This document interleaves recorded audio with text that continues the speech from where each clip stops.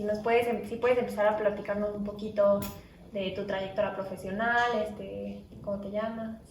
Bueno, me llamo Manuel Antonio Ramírez Barajas, soy doctor en Administración Pública y básicamente creo que lo que sería de interés para efectos de esta entrevista es mi trayectoria política.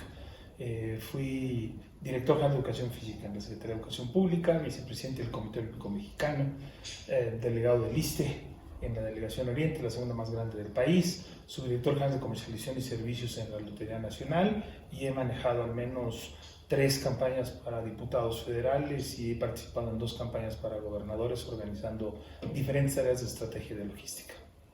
Muy bien. Bueno, la primera pregunta sería que ¿cómo definirías tú el poder?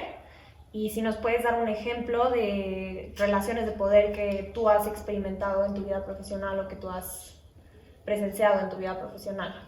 Bueno, tal vez me faltó cerrar la mención comentando, porque voy a tomar algunos ejemplos tal vez de ahí, de lo que ahorita platiquemos, que actualmente soy presidente de la Federación Nacional de Ajedrez de México. Y bueno, el poder yo creo que tendríamos primero que descartar, o bueno, analizarlo desde las variables fundamentalmente primero simplistas, ¿no? Yo puedo hacer algo, poder hacer algo, puedo viajar porque tengo el dinero y es posible. La palabra poder la podemos entender desde muchas perspectivas muy simplistas. Creo que a efectos de lo que desean explorar, o desea tu equipo explorar, se refieren básicamente a lo que podríamos entender de un modo muy básico como la influencia que tiene A sobre B. Esto es, hay poder cuando A tiene una influencia sobre B para que haga, deje de hacer o modifique alguna actitud o actividad.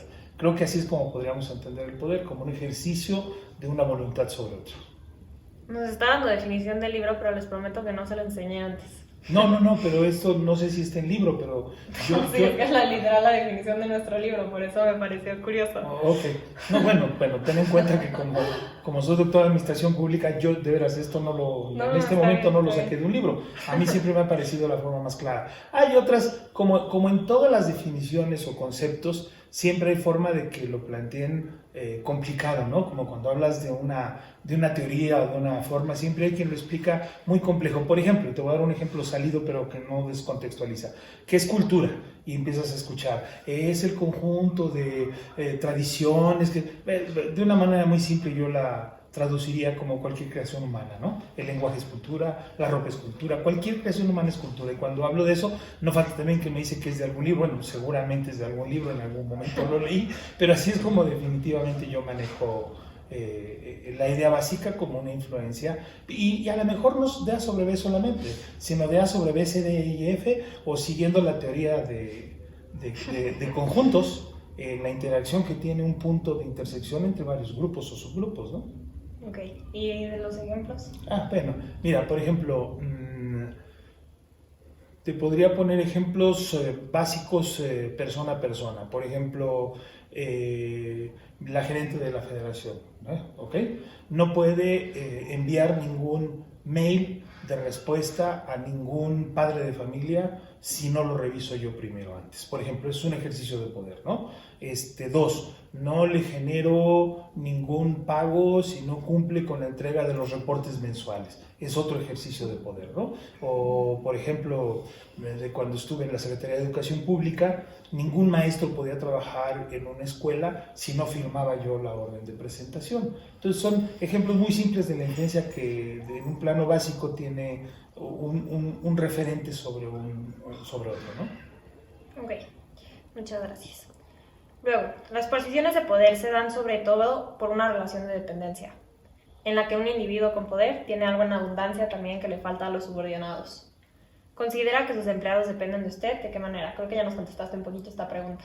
Sí, pero yo no sé si el enfoque correcto sea que hay una dependencia de cosas que tengo de más o que tiene de más el que tiene el poder. No necesariamente es eso. A veces lo único de más que tiene es un cargo, un nombramiento que da una posición de poder formal, porque creo que al final hay poder formal e informal, eso lo podremos comentar un poco más ampliamente más adelante, me supongo, pero yo en este momento te diría que toda persona que ejerce influencia sobre otras, pues sí, hay una dependencia porque no pueden operar solos. Mira, cuando yo trato de enfocar esto en algunas conferencias o algo así, trato de explicarlo de otro modo. Tiene que ver esto con el Estado de Derecho también. En el momento en que tú te contratas con una empresa, estás cediendo parte de tus libertades, porque te tienes que ajustar al modelo de operación de la empresa, a las líneas de poder internamente determinadas y a la estructura de poder que existe al interior. Hay quien dice luego que con lo que te vas a enfrentar es con el estilo de conducción, que porque hay estilos de dirección. No, yo creo que hay políticas de dirección, porque al final creo que la política es la expresión real, en el mundo real, de lo que son las leyes, normas y reglamentos. Por eso cuando una persona dice soy apolítico, creo que está diciendo la única frase que podría no tener sentido en este mundo, porque el solo hecho de no participar en algo es una forma clara de hacer política. Yo no me meto porque a mí no me gusta la política. Bueno, pues el no meterte ya está permitiendo que sucedan cosas que si te metieras no sucedería. Entonces creo que por ahí podremos enfocarlo. Okay. ¿Crees que haya alguna diferencia entre liderazgo y poder? Bueno, es dramáticamente diferente. Esto es, hay quienes tienen poder, pero no liderazgo. Y hay quienes tienen liderazgo e inevitablemente el liderazgo les da poder. Esto es, yo lo separaría muy bien. La pregunta es muy interesante. El liderazgo siempre implica poder y el poder no siempre implica liderazgo. De hecho, yo te diría que, vamos a poner un ejemplo real. Cuando trabajábamos en la SEP, yo tenía que tratar con el secretario general de la sección 10 del Sindicato Nacional de Trabajadores. Él era el líder, perdón, dije mala palabra, el poder fáctico formal, porque era designado el secretario general, pero él tenía a su cargo educación física, primaria, secundaria, tenía como 6 delegaciones sindicales alrededor de él. El poder, el liderazgo real lo ejercían en realidad los de secundarias técnicas y los de educación física. Entonces, cuando yo quería que algo pasara, primero hablaba con quienes tenían el liderazgo para que no se opusieran y luego hablaba con quien tenía el poder formal para que cuando él ya tratara de hacer el arreglo que yo necesitaba, los líderes no se opusieran. Y esto es algo que sucede inclusive en las empresas a nivel micro. Tú cuando tienes un grupo a tu cargo, pensemos que tú eres directora de algo o alguno de tus amigos es director de algo y abajo tienen su director y da una indicación, a veces ese subdirector es incapaz de cumplirla en el bloque del grupo que opera con él. Pero si tú tienes ubicado o él tiene ubicado al líder informal que logra que las cosas pasen, logras traducir eso en una acción real. Te voy a poner un ejemplo. Cuando yo trabajaba en el ISSSTE como delegado del ISSSTE, tenía yo problemas con el tema del surtimiento de medicamentos en las farmacias. Esto es, teníamos la farmacia a reventar de medicamentos, pero las recetas no se podían cubrir al 100%. Y el problema básicamente era de planeación, porque todos los médicos pedían lo mismo, entonces no estaba acomodada la medicina de acuerdo a la época del año. Cuando hace calor hay más diarreas que enfermedades respiratorias y cuando hace frío hay muchas enfermedades respiratorias y poca diarrea. Entonces hacía frío y teníamos mucha medicina para la diarrea y poca para por lo tanto las recetas no se cumplían. Cuando intenté pedirle al subdelegado médico que se juntara con todos para que hicieran una planeación diferente, resultó que fue incapaz de hacerlo a lo largo de casi un mes. Cuando yo empiezo a trabajar sobre el problema, encuentro 2 líderes internos, líderes, no con el poder formal, con el liderazgo. El director del Hospital Morelos, el doctor Jorge Muñoz Basurto, y otro doctor que era el director de la clínica de Balbuena. Hablo con los 2, los convenzo a los 2 y en la siguiente reunión que tuvo el subdelegado se arregló el problema. Entonces, esto te ilustra muy bien la diferencia, por ejemplo, de la vida real entre el poder, bueno, llamémoslo poder fáctico y liderazgo. No siempre el poder conlleva el liderazgo. Muchas veces a ti te nombran en un cargo y tienes que construir tu liderazgo. No te lo da el solo cargo. ¿Qué considera que son los principales elementos que generan dependencia en el ámbito organizacional? ¿Y cuáles son algunos de los que ha percibido en su día a día? Bueno, mira, yo aquí veo básicamente 2 motores que operan a distintos niveles de la estructura organizacional. El primero nos lo enseñó el Taylorismo hace muchísimos años, que es el Homo economicus, que seguramente lo conocen si no lo repasamos rápido, y el Homo economicus es que trabajas por dinero. Esto es, vas a trabajar porque requieres ese recurso. Eso implica que en muchos casos, hasta cierto nivel, con ciertas personas, basta la simple de amenaza, o se hace o te corro para que las cosas funcionen. Esto habla de una parte que tiene que ver con un modelo, digamos, autocrático, que además lo vemos básicamente cercano a las bases. Por ejemplo, este modelo se sigue utilizando mucho con los empleados de limpieza. Por ejemplo, tú ves en el baño la tablita donde dice a qué horas tienen que ir, cuántas veces tienen que ir. Ese es un modelo de control, de poder, de control, muy fundado en ese tema de trabaja o lo haces o te corro, ¿no? Entonces a mí no me importa, si no funcionas te corro. El segundo modelo que tiene que ver en este tipo de operaciones, de relaciones que me preguntas, es el modelo que tiene que ver con la que yo llamaría recompensa social o recompensa al ego, ¿no? Esto es lo que tiene que ver con, en una reunión, reconocer y decir delante de todos, quiero reconocer el trabajo de Luisito Hernández porque sin él no lo hubiéramos logrado. Esto obedece, por ejemplo, a dar respuesta que veas, por ejemplo, en el McDonald's, la foto del empleado del mes, ¿no? O sea, es una respuesta, en realidad es una recompensa de orden social que genera esa dependencia, ¿no? Y entonces, ¿qué es lo que produce esto? Que el empleado que no quiere perder su trabajo cuando es por dinero, se va a esforzar en que el jefe no se enoje con él con nada. Esto es, la relación de poder o de dependencia conlleva la relación económica. Y cuando tiene que ver con que el empleado quiere quedar muy bien con el jefe, si el jefe comprende esto, lo que utiliza entonces es la recompensa de tipo social o el estímulo de tipo social. A veces basta con que delante de todos, a todos los saludes con un hola y a uno en particular vayas y los saludes de mano y lo felicites para que haya una recompensa social evidente y haya una manipulación y manejo del efecto del poder en los empleados. Bien. ¿Consideras que el comportamiento político es bueno? ¿Qué factores crees que contribuyen a comportamientos políticos, a que se dé comportamiento político dentro de una organización? A ver, punto número 1. El comportamiento político no es bueno de entrada ni es malo. El comportamiento político es.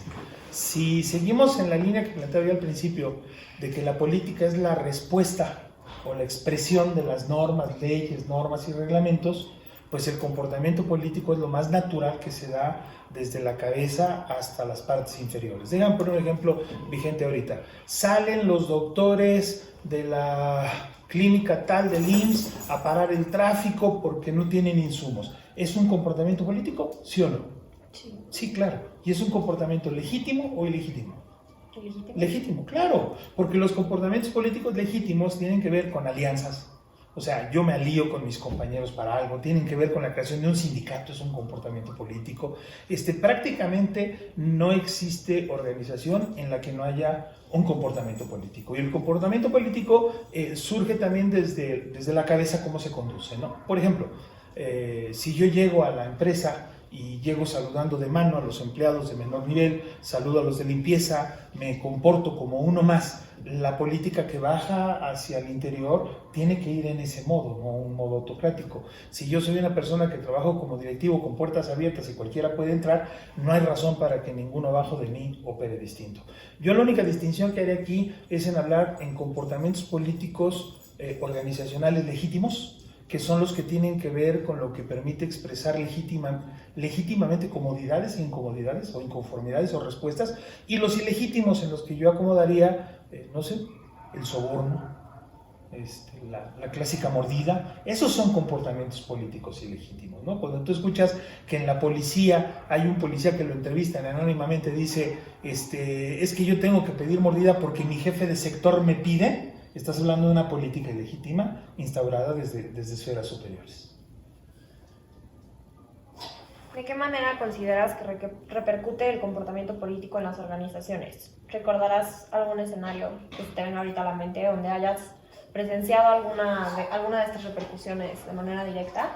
Sí, por supuesto. A ver, repercute de muchas formas. Depende de la fuerza del comportamiento político, depende de la debilidad estructural del cuerpo de gobierno y depende también del alcance mediático de estas conductas políticas. Hay conductas políticas que son meramente internas y que no pasan de lo que se controla internamente, y políticas que se van a lo exterior. Déjame darte un ejemplo personal particular. Nosotros decidimos, y aquí vamos a tocar un poco lo ético, yo detecto que las listas de vendedores de lotería, que es su instrumento de trabajo, les pedían una propina de 10 pesitos. Si tomas en cuenta que repartíamos 5,000, pues ya 5,000 por 10 pesos ya es mucho dinero, que se repartían unos cuantos y que además acababan vendidas las listas. Pero en esto estaban involucrados algunos líderes de billeteros que llevaban ahí una tajada. Cuando yo decido tomar la medida de impedir que eso suceda, elaboramos un carnet, empezamos a entregar de manera particular las listas para ventas. Lo que sucedió fue un comportamiento político, que ahorita yo te diría, exploremos si fue legítimo o ilegítimo. Ese mismo día nos aventaron jitomates, huevos y demás en el área donde antiguamente entregábamos, porque cambiábamos el área de entrega, y nos bloquearon la calle de Reforma. Entonces, ahí tuvimos un conflicto que políticamente se tuvo que resolver interno entre ellos. ¿Por qué? Porque los billeteros estaban muy contentos de que ahora ya no se les pedía nada, ya no tenían que gastar 20, 30, 50 pesos diarios, que ya al mes de 5 sorteos diarios ya pintaba. Y por otro, los líderes que querían seguir con el modelo anterior porque les representaba 40, 50, 80, 100, 200 mil pesos al mes. ¿Sí me explico? Entonces, aquí estás viendo la expresión de un comportamiento político. ¿Cómo lo resolvimos? Generando un movimiento de apoyo de parte político de los billeteros. Entonces, lo que hicimos fue levantar de inmediato una encuesta con los billeteros, empezar a tratar directo con los billeteros, cerrarle la comunicación a los líderes de billeteros durante casi 2 meses, hasta que ellos nos fueran a decir, bueno, ya ahí muere, ya no hay problema, entreguen como quieran, pero síganos dando el espacio de atención. Entonces, este es un buen ejemplo que te doy de comportamientos políticos que repercuten en la organización. Ok. Existen tácticas de poder suaves que consisten sobre todo en la inspiración o la persuasión racional, que creo que es un poquito lo que nos platicabas hace rato de como esta política social. Y también existen tácticas de poder duras que hacen énfasis en poderes como más formales. ¿Tú cuál crees que resulta más eficaz y cómo las has utilizado tú? Yo creo que, es lo que hablábamos hace rato de entre el taylorismo y la visión humanista, ¿no? Es exactamente lo mismo. Yo no lo pensaría como más suaves o más duras, simplemente las que es necesario utilizar según el estrato. ¿Sí me explicó? Por ejemplo, no sé, déjame ponerte otro ejemplo de otro lugar. Por ejemplo, Beneliste. ¿Cómo le harías tú para efectos de que no retrasen tanto al paciente en la sala de espera, por ejemplo? No puedes ir a pedirle al doctor que lo haga por favor. Tendrías que actuar como lo acabamos haciendo autoritariamente, darle 15 minutos de espera máxima para evaluarlo, eso relacionárselo con su permanencia, y obligarlos a que tengan un flujo por cada X número de horas. ¿Sí me explicó? En cambio, si lo que necesitas es tratar otro tipo de problemas que requieren el efecto en la gente, por ejemplo, cuando estuve en la Secretaría de Educación Pública, la condición era: nadie puede tratar mal a un maestro. Entonces llegaba un maestro a cualquier trámite y si el maestro era maltratado presentaba la queja y el empleado era de inmediato reprendido. Entonces es una política también de represión. Déjame ponerte un ejemplo gramáticamente diferente. Sacamos un producto nuevo en la lotería que se llamó El Gordito, que sigue los miércoles. Lo sacó un producto que yo diseñé. Entonces el Gordito al principio tuvo mucha resistencia a los vendedores. Era un producto de 10 pesos para que la gente comprara un entero en 200 pesos, pero no lo querían vender. Ahí fue una tarea de convencimiento, porque era meter un sorteo entre los dos que más se les vendían, que era el del martes y el viernes, el superior y el mayor, y era darles un trabajo hacia otro mercado, porque cuando tú logras vender un cachito en 10 pesos, pues ya te estás dirigiendo a las señoras que van al mercado, o sea, es un mercado diferente, entonces implicaba un esfuerzo distinto. Ahí lo que tuvimos que hacer fue irlos convenciendo, no obligándolos, porque no los podías obligar, porque lo que hacían es que no lo enseñaban. Entonces los empezamos a convencer de que les iba a beneficiar, de que les incrementaba las ventas, y ese, al cabo del tiempo que logramos esa labor de convencimiento con los líderes de billeteros, con los billeteros en corto, fue el sorteo que se volvió más rentable durante un periodo largo. De hecho, se vendía el 90% de ese sorteo. Muy bien. ¿Crees que el comportamiento político implica que no se puede actuar éticamente? Yo creo que aquí lo que hay es una confusión víctima del prejuicio de que todo lo político es malo. Que haya habido, sigan existiendo y hayan políticos malos no quiere decir que la política sea mala. Es evidente que si tú piensas que no, la política no me gusta porque son unos rateros, no hacen nada, bueno, si partes de esa concepción, pues entonces capturamos a la política como una idea profundamente negativa cuando no lo es. Si seguimos sobre la línea de que la política es la expresión en vivo de lo que son las normas, leyes y reglamentos, hay política en todo. Cuando agarran y deciden ahorita, por ejemplo, ¿no? Enciérrense, es una medida que tiene que ver con una política de salud pública general, no es mala. Entonces los comportamientos políticos, y exploremos lo que está pasando ahorita, hay comportamientos políticos positivos y negativos. ¿Cuáles son los positivos de cara a esta pandemia? Los que se están quedando guardados en su casa. ¿Cuáles son los negativos? Los que pudiendo quedarse guardados en su casa no se quedan.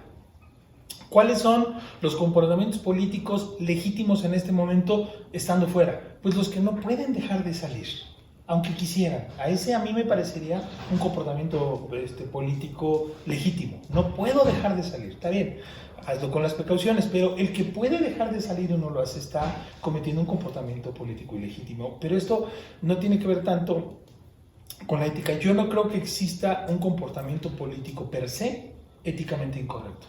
Los que actúan éticamente incorrecto son las personas que operan al final las políticas públicas, y no es en todos los casos, en muy pocos casos. De hecho, habría que reconocer que la política, que es la acción de los cuerpos colectivos siguiendo un mando o una dirección, es lo que rige el mundo.